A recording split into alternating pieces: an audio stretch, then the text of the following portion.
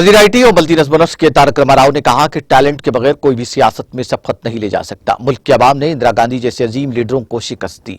उन्होंने खुद अपना हवाला देते हुए कहा कि पहला इलेक्शन बहुत मुश्किल से उन्होंने जीता था और फिर अपनी कारकर्दगी से सिलसिला हल्के में बतदरीज अपनी अक्सरियत बढ़ाने में कामयाब रहे हैं। तारक रामाराव ने हैदराबाद की अम्बेडकर ओपन यूनिवर्सिटी में मुनक्किदा कॉन्फ्रेंस में बतौर मेहमान खुसूसी उन्होंने शिरकत की। इस मौके पर उन्होंने कहा कि जद्दोजहद आज़ादी और तेलंगाना तहरीक में अखबारात ने अहम रोल अदा किया। उन्होंने याद दिलाया कि तेलंगाना तहरीक के दिनों में प्रेस मालिकान तेलंगाना और टीआरएस के खिलाफ थे। उन्होंने कहा कि सहाफत की आड़ में आज भी जाती तौहीन और गपशप की जा रही है। उन्होंने याद दिलाया कि तेलंगाना के सहाफियों ने दिल्ली आकर तेलंगाना की लड़ाई लड़ी। वज़ीर आला ने सहाफियों की अहमियत को कभी कम नहीं किया। उन्होंने वाज़ेह किया कि तेलंगाना वाहिद रियासत है जिसने सहाफियों की बहबूद के लिए फंड्स मुख्तस किए हैं। उन्होंने कहा कि रियासत में एग्रेडेशन कार्ड रखने वाले 19,000 सहाफी हैं।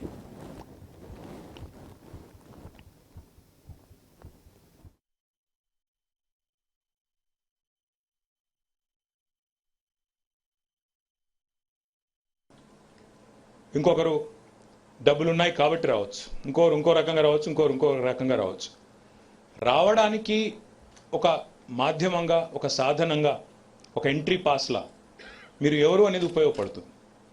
మీరు ఎవరు, ఫలానా వారి కొడుక, కూతుర, లేకపోతే ఒక బిజినెస్లో బాగా డబ్బులు సంపాదించి వచ్చారా, లేదా ఒక మంచి పేరు సంపాదించుకొని వచ్చారా, ఎంట్రీ పాస్ కింద ఉపయోగపడుతుంది మొదటి ఎన్నిక కాడికి. ఆ తర్వాత మాత్రం మీకు అది ఉపయోగపడదు. ఇట్స్ వన్ టైం కార్డు, అది ఒకసారి మాత్రమే వాడుకునే కార్డు. ఆ తర్వాత రెండోసారి ఉపయోగపడదు. మీరు ఎంత గొప్ప వాళ్ళైనా, మీ పాటికి మీ మనసులో మీరు చాలా పెద్ద నాయకుడిని ఊహించుకున్నా ఉపయోగపడదు, దానివల్ల ఉపయోగం ఉండదు. ఎందుకంటే ఈ దేశంలో మనం చూసినాం, ఇందిరాగాంధీ గారిని కూడా ప్రజలు ఓడించారు, ఎన్టీ రామారావు గారిని ఓడించారు. వాళ్ళకంటే గొప్ప వాళ్ళు మేము ఎవరం కూడా కాదు పాపులారిటీలో. కాబట్టి కేవలం ఎంట్రీ పాస్గా మాత్రమే ఉపయోగపడతాయి తప్ప ఇప్పుడు నేను చెప్పినవన్నీ. ఆ తర్వాత మాత్రం మన సమర్థత, మనకు పని వస్తుందా రాదా, అసలు మనం పనికి వస్తామా రామా ప్రజలకి, దీన్ని బట్టే ప్రజలు నిర్ణయాలు తీసుకుంటారు తప్ప ఇంకో రకంగా మాత్రం ఆలోచించరు. కాబట్టి తెల్లారు లేస్తే వారసత్వ రాజకీయం అని మాట్లాడే వాళ్ళందరికీ కూడా నేను చెప్పేది ఏమంటే, మాకుండే బాధలు మాకుంటాయి, కాకపోతే కేవలం ఎంట్రీ పాస్ మాత్రమే. వారసత్వం అనేది ఎంట్రీ పాస్ తప్ప ఆ తర్వాత మాత్రం ఉపయోగపడదు. ఇప్పుడు నేను 4 ఎలక్షన్లు కొట్లాడి 4 ఎలక్షన్లు గెలిచాను సిరిసిల్లలో.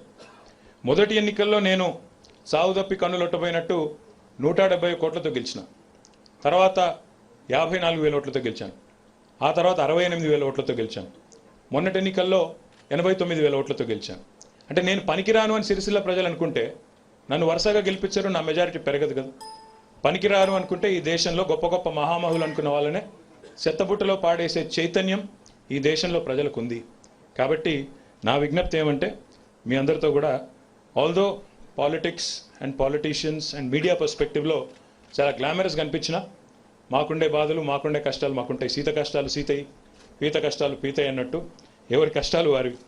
అయినప్పటికీ మరి ఈరోజు గంటా చక్రపాణి గారు, అల్లనారాయణ గారు, సీతారామారావు గారు తెలంగాణ ఉద్యమంలో పత్రికా మాధ్యమాల ప్రసార సాధనాల పాత్ర, ప్రస్తుతం తెలంగాణలో నెలకొని ఉన్న పరిస్థితులని చెప్పి వారు అడిగారు. ఈరోజు ఈ 2 రోజుల ఈ కాన్ఫరెన్స్ కూడా ఏర్పాటు చేసినందుకు ముందుగా వారికి హృదయపూర్వకంగా అభినందనలు.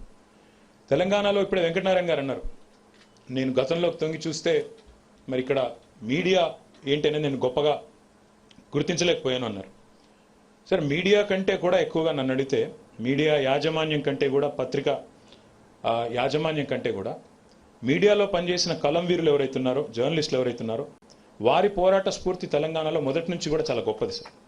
ఆనాడు హైదరాబాద్ సంస్థానంలో, హైదరాబాద్ రాష్ట్రంలో నిజాంకు వ్యతిరేకంగా పోరాడిన వాళ్ళల్లో అగ్రగణ్యుడు, ఆనాటి మరి కలం వీరుల్లో, జర్నలిస్టుల్లో షోయబుల్లా ఖాన్ గారు.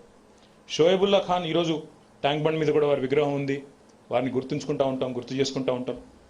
ఆనాడు నిజాంకు వ్యతిరేకంగా పోరాటంలో ఎంతోమంది జంకిన నాడు కూడా ఆయన జంకకుండా ఒక నిరంకుశ నిజాం పాలన